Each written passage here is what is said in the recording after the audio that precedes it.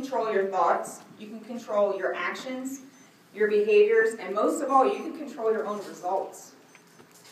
So, with the circle of influence, as your circle of influence grows, you're going to affect the other people around you. Now, have you ever had someone at the dealership that came up with an amazing idea and everyone's like, oh, that's never going to work. And then they implemented it and it worked? It's called dealer synergy. Very true. Yeah. Very true.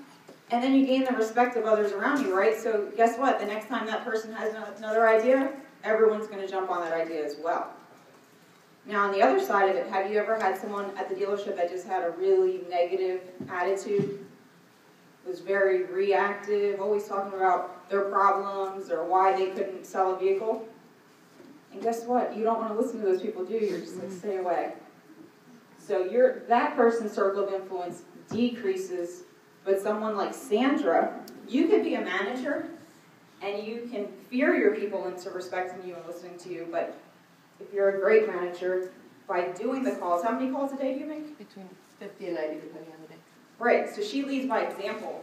So how strong do you think her influence is within her department? Probably pretty strong, right? When she walks out of the room, they still respect her and they're doing what they need to do. Absolutely.